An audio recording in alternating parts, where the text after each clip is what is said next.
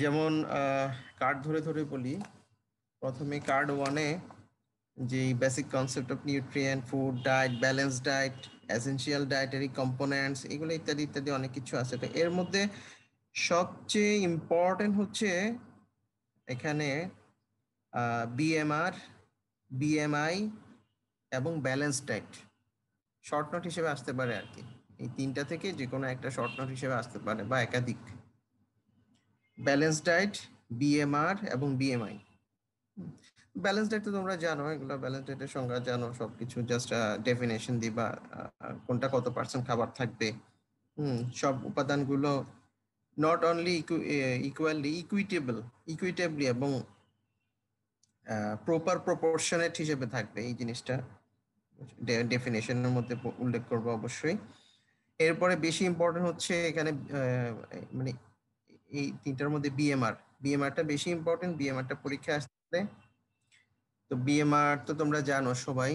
বিএমআরটা হচ্ছে অতটুকু এনার্জি, যতটুকু এনার্জি জাস্ট আমার বডির নিজেকে রান করানোর জন্য দরকার। অর্থাৎ বডির ভিতরে যে সেলগুলো আছে, সেলের ভিতরে যে ক্রিয়া বিক্রিয়াগুলো হচ্ছে, রেসপিরেশন, তারপর অক্সিডেশন এবং হার্ট পাম্প করতেছে, অর্থাৎ বডি জাস্ট নিজেকে রান করানোর জন্য যতটুকু এনার্জি দরকার সেটাই হচ্ছে বিএমআর।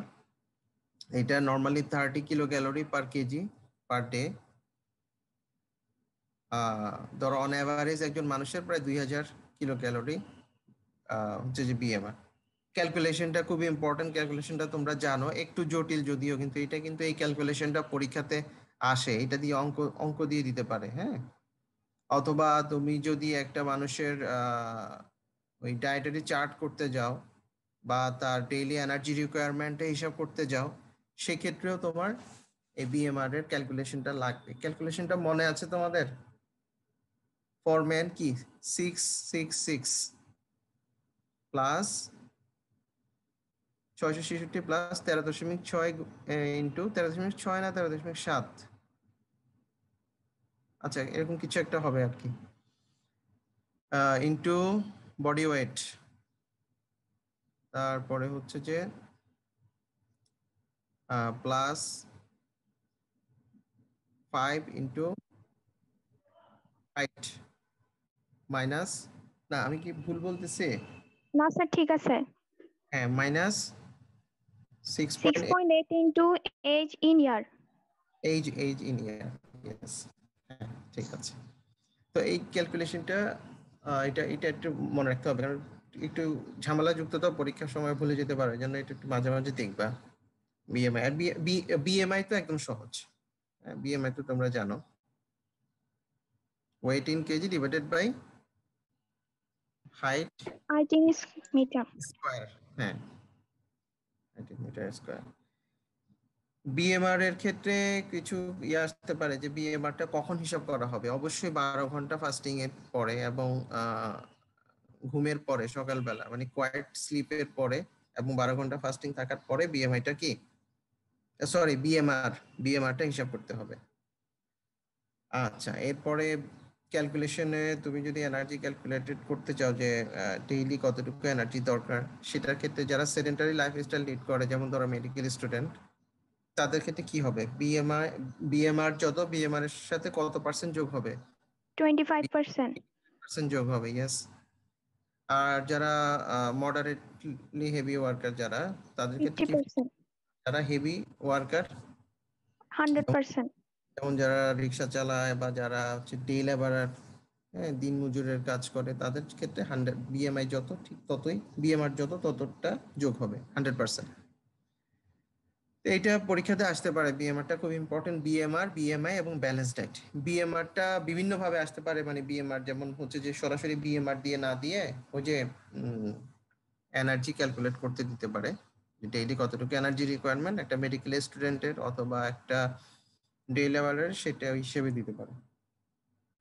আচ্ছা, এরপরে 2 নম্বর আইটেমে যে টপিকস গুলো আছে, dietary fibre, nutritional importance of carbohydrate, lipid, protein এবং গ্লাইসেমিক ইন্ডেক্স অফ ফুড। এখানের মধ্যে ইম্পর্টেন্ট হচ্ছে ডায়েটারি ফাইবার শর্ট নোট হিসেবে আসতে পারে।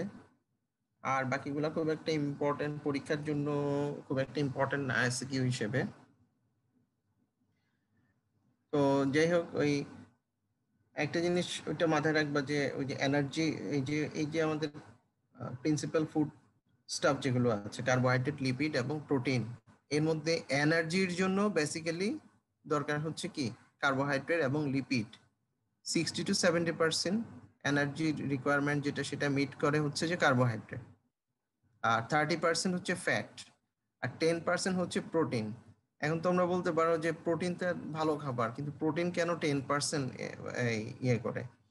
এটা আসলে মাথায় রাখতে হবে যে এই ব্যাপারটা, এটা এটা তোমাদের বড় হলেও কাজে লাগবে। সেটা হচ্ছে যে এটা হচ্ছে এনার্জি রিকোয়ারমেন্ট মিট করা। এনার্জি রিকোয়ারমেন্ট মিট করা মানেই কিন্তু সবকিছু না। প্রোটিন হচ্ছে এনার্জির দিকে ওর activities com.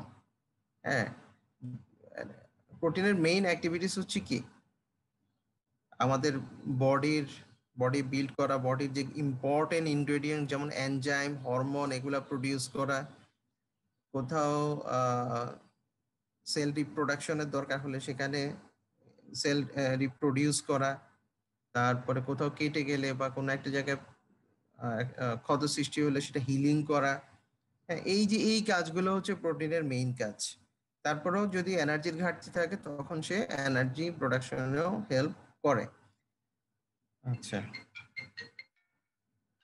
Just a minute, একটা কল রিসিভ করি। Hello, hello, hello, hello, hello.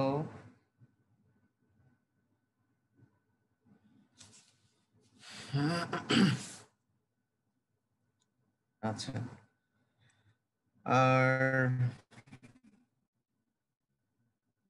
এই তো ডায়েটারি ফাইবার কি, ডায়েটারি ফাইবারের ইম্পর্টেন্স কি, ইম্পর্টেন্স তো তোমরা জানো।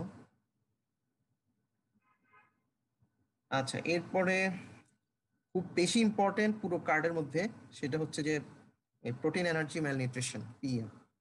এই কার্ড থেকে মানে এটা কোশ্চেন আসবেই, ধরে নাও যে কোশ্চেন আসবেই, আসবে ইনশাআল্লাহ, অবশ্যই আসবে। প্রোটিন এনার্জি ম্যালনিউট্রিশন কি, তারপরে অথবা ম্যারাসমাস এবং কোয়াশিয়রকরের মধ্যে পার্থক্য।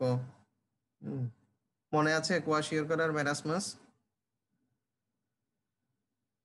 কোনটা একদম কোনটা গুলটু গালটু টাইপের, দেখি বলো তো। Sir Kwashiorkor. কোয়াশিয়রকর। কোয়াশিয়রকর কি? স্যার Edema ইডিমাটাইজড হবে হয়ে যায়। হ্যাঁ, হ্যাঁ, edema হবে। ইডেমা হবে, হ্যাঁ, মুন ফেস শেপ। হুম, তাহলে কোয়াশিয়রকর হচ্ছে যে ইডেমেটাস হবে, সেখানে মাসাল ওয়াস্টিং তুলনামূলক কম হবে ইয়ার থেকে, কোয়াশিয়রকর থেকে। কোয়াশিয়রকর তোমরা ওই ছবিটা দেখলেই বুঝতে পারো যে, হ্যালো, হ্যালো, হ্যালো, হ্যালো,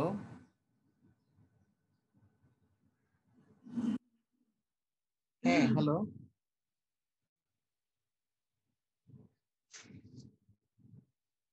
হ্যাঁ, হ্যাঁ, হ্যাঁ, হ্যাঁ, হ্যাঁ, হ্যাঁ, ফ্লামিড আছে পাশে, ফ্লামিডটা খাওয়া, ফ্লামিড দুইটা খাওয়ান একসাথে। হ্যাঁ, আচ্ছা, আর ওরসালাইন খাওয়ান।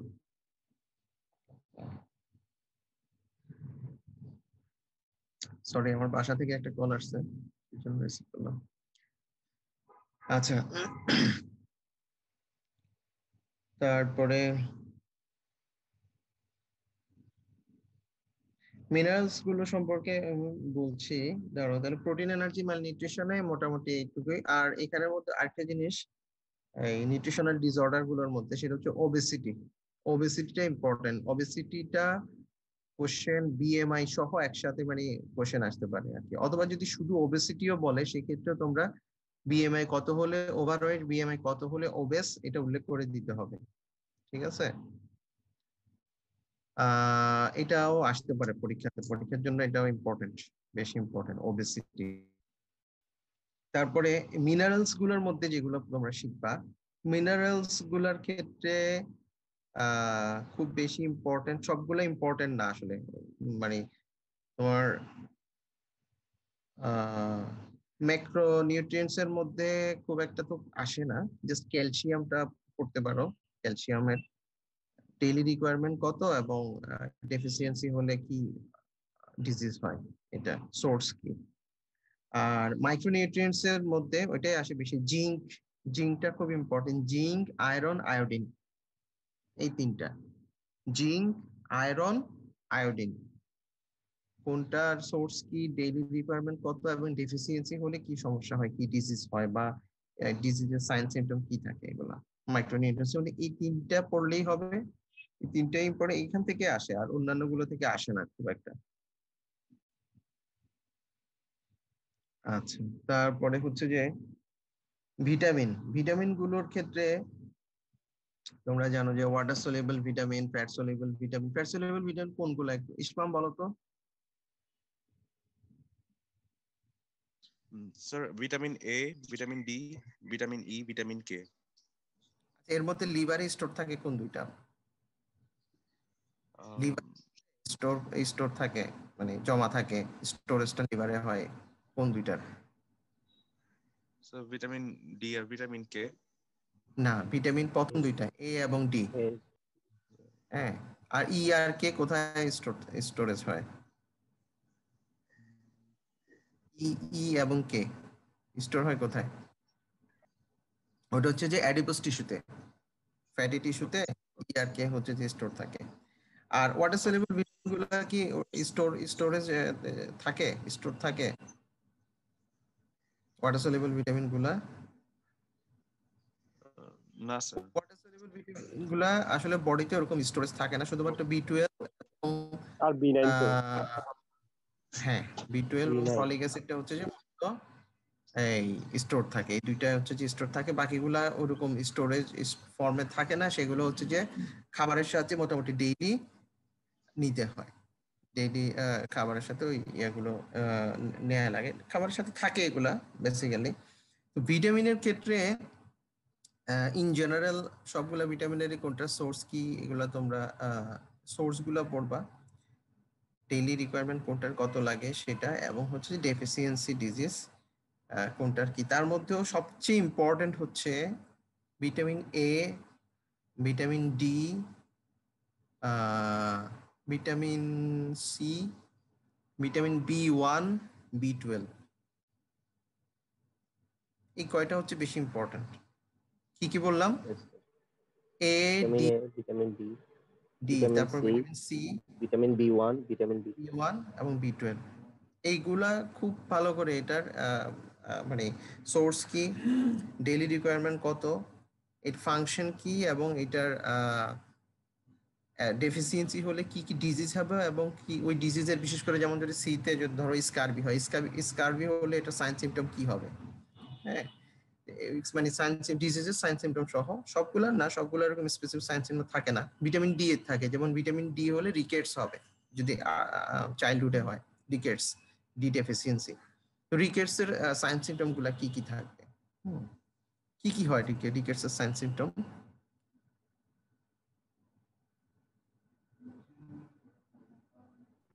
পা বাঁকা হয়ে যায়। এটাকে কি বলে? বোলেক।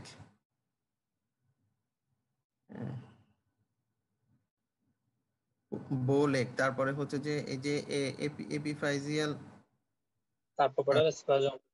হ্যাঁ, না কার্বোপ্যাটাল স্পাজম এই এটার জন্য ইয়ার তোমার, হ্যাঁ কার্বোপ্যাটাল স্পাজম হয়, সেটা হচ্ছে যে ক্যালসিয়ামে, টিটানিতে স্যার, টিটানিতে ক্যালসিয়ামের ডেফিসিয়েন্সি যখন হয়, ক্যালসিয়ামের ডেফিসিয়েন্সি হলে অ্যাকিউট কন্ডিশনে এই কার্বোপ্যাটাল স্পাজম হয়। এইটা আসলে সরাসরি একেবারে ভিটামিন ডি এর ডেফিসিয়েন্সিতে আমরা এটা উল্লেখ করব না। ভিটামিন ডি, ভিটামিন গুলা তো একটা কন্টিনিউয়াস প্রসেস, অনেকদিন ধরে ডেফিসিয়েন্সি হলে তখন সেটা সাইন সিমটম গুলা শো করে। আর ক্যালসিয়ামের একটা আলাদা নিজস্ব রেগুলেশন আছে। ক্যালসিয়াম একেবারে ধরো অল্প পরিমাণে ভিটামিন ডি ডেফিসিয়েন্সি বা একদিন দুই দিন হঠাৎ করে সে ভিটামিন ডি তার শরীরে কম, সেই কারণেই কার্বোপ্যাটাল স্পাজম হয়ে যাবে না, কারণ সেটা বডি নিজেই তার ক্যালসিয়াম রেগুলেশনের মাধ্যমে কন্ট্রোল করতে পারবে। ঠিক আছে, ক্যালসিয়াম অন্য যে কোনো কারণে, ভিটামিন ডি ডেফিসিয়েন্সিও একটা কারণ, এটা ছাড়াও অন্য যে কোনো কারণে যদি ক্যালসিয়াম বডিতে কমতে কমতে একটা নির্দিষ্ট লেভেলের থেকে নিচে কমে চলে আসে, হাইপোক্যালসেমিয়া হয়ে যায়, তখন হচ্ছে যে এই হাইপোক্যালসেমিক টিটেনি হবে, যেটা কার্বোপ্যাটাইল স্পাজম হিসেবে আমরা জানি। আচ্ছা, আর তাহলে ভিটামিন ডি এর কাজটা কি? ভিটামিন ডি এর ফাংশনটাও কিন্তু ইম্পর্টেন্ট। যদি ভিটামিন ডি থেকে কোশ্চেন আসে, ফাংশনও আসবে, ফাংশন আসবে, ডেফিসিয়েন্সি আসবে। ফাংশন কি ভিটামিন ডি? আমরা জানি যে ওর মেইন ফাংশন হচ্ছে যে ও কি ক্যালসিয়াম, বডিতে ক্যালসিয়াম লেভেলটা বাড়াবে, তাই তো? এটা বিভিন্ন ভাবে বাড়াবে। একটা হচ্ছে যে গাটের মধ্যে সে কাজ করে কি করবে, অ্যাবজর্পশন, ক্যালসিয়ামের অ্যাবজর্পশনটা বাড়াবে। তারপরে কিডনিতে হ্যাঁ, কিডনিতে কাজ কিডনিতে করবে, রিঅ্যাবজর্পশন, রিঅ্যাবজর্পশন করবে, অর্থাৎ এক্সক্রিশনটা বোনে কমাবে, রিজর্পশন, রিঅ্যাবজর্পশন করবে, আর বোনে রিজর্পশন করবে। এই বোন রিজর্পশন বলতে কি বুঝো বলো তো? বোন রিজর্পশন মানে কি, বোনস এর মধ্যে জমা করা নাকি বোনস এর? মোবিলাইজ না করবে স্যার মোবিলাইজ বন করবে থেকে। স্যার, হ্যাঁ বেশি হ্যাঁ, থাকলে ওখান মোবিলাইজ থেকে করবে। কমে। তাহলে কখন করবে? কখন করবে? স্যার যখন বোনে স্যার যখন দরকার হবে তখন। তখন এই বডিতে যখন এই দরকার এই হবে জিনিসটা, ব্লাড ক্যালসিয়াম যখন কমে যাবে। ইয়েস ইয়েস ইয়েস, যখন ব্লাডে ক্যালসিয়াম লেভেল কমে যাবে, এই যে এরকম অ্যাকিউট কন্ডিশন, ধরো হাইপোক্যালসিয়াম টিটেনি হয়ে যাচ্ছে, ঠিক তার আগে বা অনেকদিন ধরে ক্যালসিয়াম কম কম কম, তখন কিন্তু এই অবস্থাটা হবে। বোন থেকে ওই প্যারাথাইরয়েড হরমোনের মাধ্যমেই, এই প্যারাথাইরয়েড হরমোনের সাথে একসাথে কাজ করে সে কি করবে, ভিটামিন ডিটা এই বোন রিজর্পশন করবে, ওখান থেকে ক্যালসিয়াম গুলাকে মোবিলাইজ করে সিরাম ক্যালসিয়াম লেভেলটা ঠিক রাখার চেষ্টা করবে। কিন্তু যখন সিরামে ক্যালসিয়াম লেভেল সঠিক পরিমাণে থাকবে, নর্মাল রেঞ্জের মধ্যে থাকবে, তখন তখন কি করবে ভিটামিন ডি? স্যার তখন ব্লাড থেকে বোনে হ্যাঁ, যাবে। উল্টা কাজ করবে। তখন ব্লাড থেকে বোনসের মধ্যে যে আস্তে আস্তে ক্যালসিয়াম জমা করবে, যেটা বোনসের জন্য দরকার। তাহলে এইখানে ভিটামিন ডিটা অ্যাকর্ডিং উইথ প্যারাথাইরয়েড হরমোন, তারা কিন্তু মানে উভমুখী কাজ করে আর কি। দরকার প্রয়োজনের সময় বোনসের ক্ষেত্রে আর কি, প্রয়োজনের সময় বোনস বিল্ড আপে হেল্প করে, আবার আবার দরকারের সময় বোনস রিজেপশনও করে। এই জিনিসটা মাথায় রাখবা। আর আর হচ্ছে যে ডেফিসিয়েন্সিতে, তো এটা বললাম ডেফিসিয়েন্সি হলে কি হবে। ডেফিসিয়েন্সি দেখো, ও কি শুধু ক্যালসিয়ামটাই শরীরে বাড়ায়, আর সাথে সাথে আরেকটা জিনিসও বাড়ায়, কি? ফসফেট। ফসফেটটাও ধরে রাখে।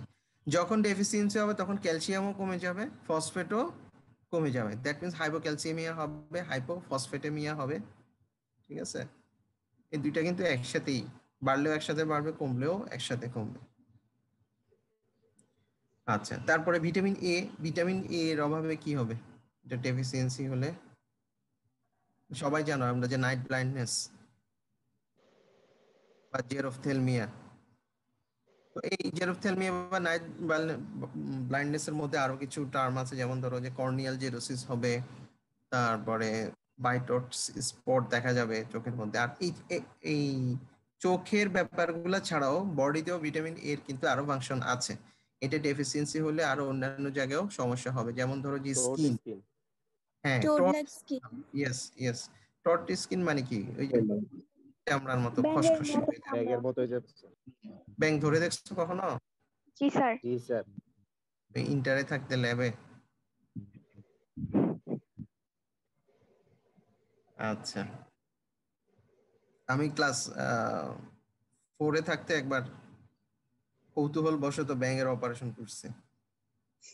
আর একটা ফ্রেন্ড একটা ব্যাঙ ধরে নিয়ে এসে ওটাকে মানে চিন্তা করছে যে আমরা এটাকে মানে কেটে দেখবো ভিতরে কি আছে। তো এখন ওটাকে কিভাবে অজ্ঞান করা যায়, ওটাকে অনেকগুলো লবণ খাওয়াইতেছি। তো এরপরে কেটে কুটে দেখছি, তারপরে আবার নর্মাল সুতা দিয়ে সেলাইও করে দিছি লাস্টে। তো সবই ঠিক আছে, কিন্তু লবণ খেয়েই ব্যাঙ মরে গেছে প্রথমে। আচ্ছা, তো আমরা ভিটামিন এ বলতেছিলাম, আর আরো কিছু কাজ আছে, যেমন হচ্ছে যে এই ডেফিসিয়েন্সি হলে মেটাপ্লাস্টিক চেঞ্জ হবে কয়েক জায়গায়। যেমন ধরো আমাদের যে রেসপিরেটরি ট্র্যাক্ট, যেটা রেসপিরেটরি ট্র্যাক্টে যে কলামনার এপিথেলিয়াম গুলো আছে, এগুলা মেটাপ্লাসিয়া হবে। মেটাপ্লাসিয়া হয়ে এগুলা স্ট্র্যাটিফাইড স্কোয়ামাস এপিথেলিয়ামে পরিণত হবে। এটা হচ্ছে ডেফিসিয়েন্সি হলে। মেটাপ্লাসিয়া কি জিনিস? মেটাপ্লাসিয়া মানে হচ্ছে একটা নর্মালি যে সেল টাইপ থাকার কথা সেটা চেঞ্জ হয়ে আরেকটা সেল টাইপে কনভার্টেড হবে, এটা হচ্ছে যে কি মেটাপ্লাসিয়া। আচ্ছা, তো ভিটামিন এ তে এটাই। আর হচ্ছে যে ভিটামিন সি হলে স্কারবি হবে। স্কারবি হলে কি হবে এটা তোমরা জানো সবাই, খুবই কমন। আচ্ছা, ভিটামিন বি1 ডেফিসিয়েন্সিতে কি হবে একটু বলো তো। ডিবেরি স্যার। বেরি হবে। হ্যাঁ, বেরি দুই ধরনের, একটা হচ্ছে ওয়েট ভেরি ভেরি ড্রাই ডাইবেরি। বেরি এবং আরেকটা হচ্ছে কি ওয়েট বেরি। তো ড্রাই বেরি কোনটাকে বলে? বেরি মানে কি আসলে? বেরি কথাটার মানে শাব্দিক অর্থ হচ্ছে মানে আই ক্যান নট ডু, মানে বেরি হলে বডি এত বেশি উইক হয়ে যায় কিছুই করতে পারে না, একটু লেথার্জিক হয়ে যায়, মানে এই জন্য এটা ওখান থেকে নামটা হচ্ছে যে বেরি। আচ্ছা, তো বেরি হলে ড্রাই বেরিতে কি হয়? ড্রাই বেরি হচ্ছে মূলত আসলে নিউরোলজিক্যাল সাইন সিমটম গুলা ডেভেলপ করে, নিউরোলজিক্যাল, ঠিক আছে? নিউরোলজিক্যাল সাইন সিমটম বলতে ডিসওরিয়েন্টেশন। ওয়ার্নিক্স এনকেফালোপ্যাথি এগুলো হবে না স্যার? হ্যাঁ, ইয়েস, ওয়ার্নিক কোরসাকফ সিনড্রোম। হ্যাঁ, তো ওয়ার্নিক কোরসাকফ সিনড্রোমের মধ্যেই এই জিনিসগুলো আসবে আর কি, যে তোমার এই ডিসওরিয়েন্টেশন, কনফিউশন, তারপরে হচ্ছে যে বার্নিং সেন্সেশন, এই ব্যাপারগুলো থাকবে। তো এটা হচ্ছে ড্রাই বেরি। ওয়েট বেরি হচ্ছে যে মূলত আসলে এটা কার্ডিয়াক প্রবলেম, হার্টের প্রবলেম, মানে হার্ট ঠিক মতো ফাংশনিং হবে না, সেই জন্য হার্ট যখন তার নর্মালের থেকে তার ফাংশন যখন কম হয় সেটাকে কি বলে? সেটাকে কিন্তু হার্ট ফেইলিউর বলে। Heart failure. হ্যাঁ, হার্ট ফেলিউর। এখন মেডিকেল স্টুডেন্টের বা ডাক্তারদের হার্ট ফেলিউর এবং সাধারণ জনগণের হার্ট ফেলিউর মধ্যে কিন্তু পার্থক্য আছে। সাধারণ জনগণের হার্ট ফেলিউর মানে হচ্ছে শেষ। হ্যাঁ, কিন্তু তোমাদের জন্য হার্ট ফেলিউর ওটা চিন্তা করতে হবে, সেটা নর্মালি যতটুকু ফাংশন কাজ করার কথা সেটা থেকে যদি কম হয় সেটাই হার্ট ফেলিউর। এখন এইটার কন্ডিশন, তীব্রতা, অবস্থাভেদে বিভিন্ন রকম হতে পারে। তো যাই হোক, তাহলে হার্ট ফেলিউর হবে। হার্ট ফেলিউর হলে যেটা হবে যে এই যে সে যে বিশেষ করে লেফট ভেন্ট্রিকুলার ফেলিউর হয়, তো সে ঠিকমতো যতটুকু পাম্প করার কথা করতে পারবে না, যার কারণে ফ্লুইডগুলা বিভিন্ন জায়গায় জমে যাবে। যেমন ধরো ফ্লুইড এই যে লাংসে জমবে, তারপরে পায়ে জমবে, হুম, সব জায়গায় ইডেমা হবে। এই যে ইডেমা হওয়া, যে পানি জমে যাওয়া, এই জন্য এটার নামটা হচ্ছে ওয়েট বেরি। আচ্ছা, তো ভিটামিন বি1 এর আসলে নাম কি, কেমিক্যাল নেম কি বা আসল নাম কি বি1 এর? থায়ামিন। থায়ামিন না রিবোফ্লাভিন?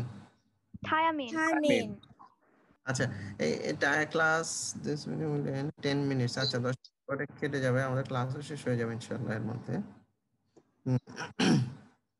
আচ্ছা, তো এটা আমার কিন্তু স্টুডেন্ট থাকার সময় এইটাতে প্যাচ লাগতো খুব, যে কোনটা থায়ামিন আর কোনটা রিবোফ্লাভিন, মানে বি1 এ কি থায়ামিন না বি2 তে হচ্ছে থায়ামিন।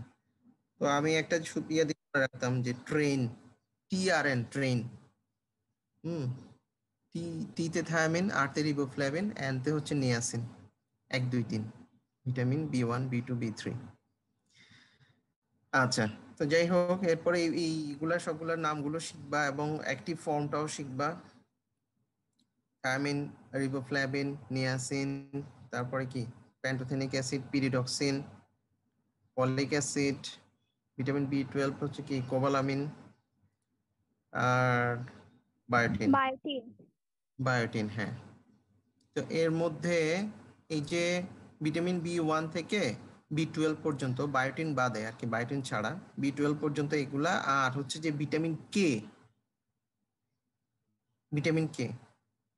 এই কয়টা হচ্ছে যে কোএনজাইম হিসেবে কাজ করে বিভিন্ন বিক্রিয়াতে, এবং এদেরকে এনার্জি ইয়েল্ডিং ভিটামিনও বলা হয়, কারণ এরা কোএনজাইম হিসেবে কাজ করে বিশেষ করে যে এনার্জি প্রোডিউসিং যে বিক্রিয়াগুলো আছে বডির মাইটোকন্ড্রিয়ার ভিতরে যেগুলো হয়, হ্যাঁ, অক্সিডেটিভ ফসফোরাইলেশন, তারপরে ইলেকট্রন ট্রান্সপোর্ট সিস্টেম, এগুলাতে এরা কিন্তু কোএনজাইম হিসেবে কাজ করে। কোনটা vitamin B1, B2, B3, B5, B6, folic acid এবং ভিটামিন B12, পাশাপাশি হচ্ছে যে ভিটামিন কে, ফ্যাট সলিউবলের মধ্যে শুধু ভিটামিন কে, আর এগুলা বায়োটিন না কিন্তু। তাহলে এগুলো হচ্ছে যে কি কোএনজাইম হিসেবে কাজ করে। আচ্ছা, হিমোপয়েটিক ভিটামিন কোনগুলাকে বলে বলো দেখি? Haemopoietic vitamin sir vitamin B9, vitamin B12। Yes, ঠিক আছে। B9 মানে হচ্ছে folic acid. Sir Asif cobalamin. চাচ্ছিল, আসিফ? আচ্ছা, ঠিক আছে। তাহলে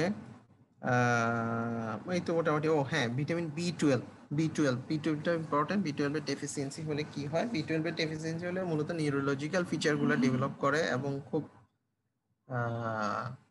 মানে খুব খারাপ অবস্থা হয় আর কি। এবং মানে আমাদের যে স্পাইনাল কর্ডে পর্যন্ত ডিজেনারেশন শুরু হয়ে যায়। এই জন্য ভিটামিন B12টা কিন্তু খুব ইম্পর্টেন্ট। ওটার সাইন সিমটম গুলো হচ্ছে, ডেফিসিয়েন্সির সাইন সিমটম হচ্ছে যে ওই তো peripheral neuropathy develop করে, that means burning sensation on heart and foot and hand। তারপরে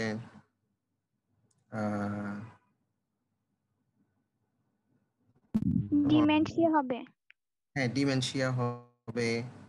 এটা পেরিফেরাল হবে এবং সেন্ট্রাল নার্ভাস সিস্টেমেও নিউরোপ্যাথি ডেভেলপ করবে, দুইটাই হবে। অর্থাৎ এটা নিউরোলজিক্যাল খুব ভালো রকমের সমস্যা হবে B12 ডেফিসিয়েন্সিতে। B12টা ইম্পর্টেন্ট, B12টা পড়বা তোমরা ভালো করে। তাহলে মোটামুটি এগুলাই।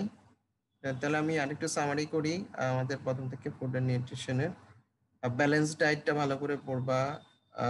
তারপরে হচ্ছে বিএমআর মিন্স, বিএমআর হচ্ছে যে তোমার বিএমআর হিসেবে আসতে পারে, অথবা ওই যে ইয়াটা দিতে পারে আর কি, একটা মেডিকেল স্টুডেন্টের কতটুকু এনার্জি লাগবে সেটা ক্যালকুলেশনটা বের করে দেখাও, মানে ম্যাথ হিসেবে দিতে পারে। তো ওইটা ওগুলা শিখবো ভাবে। ডায়েটারি ফাইবারটা মোটামুটি ইম্পর্টেন্ট। আর এরপরে মিনারেলস, সরি, এখানের মধ্যে প্রোটিন, এনার্জি, ম্যালনিউট্রিশন সব থেকে বেশি ইম্পর্টেন্ট, বিশেষ করে ম্যারাসমাস এবং কোয়াশিয়ারকরের পার্থক্য। তারপরে হচ্ছে যে ওবেসিটিটা ইম্পর্টেন্ট। আর এখানে আয়োডিন ডেফিসিয়েন্সি হলে যে গয়টার হবে, এটা গয়টারটা একটু পরে নিও তোমরা, গয়টার এগুলা। আর মিনারেলস এর মধ্যে হচ্ছে যে ক্যালসিয়ামটা পড়বা, আর হচ্ছে জিঙ্ক, আয়রন, আয়োডিন, হ্যাঁ, এই কয়েকটা ভালো করে পড়বা আর কি। আর ভিটামিনের মধ্যে তো সবগুলাই পড়বা। ভিটামিনের মধ্যে সোর্স, তারপরে ডেইলি কতটুকু রিকোয়ারমেন্ট দরকার এবং ডেফিসিয়েন্সি হলে কি হয়, এই জিনিসগুলো। তার মধ্যে vitamin A, D, vitamin C এবং ভিটামিন B1 এবং B12 এগুলা ভালো করে পড়বা, বেশি ভালো করে পড়বা। এগুলো থেকে পরীক্ষায় আসবে ইনশাআল্লাহ। তো তোমাদের সাথে আবার নেক্সট দিন আমরা লিপিড মেটাবলিজম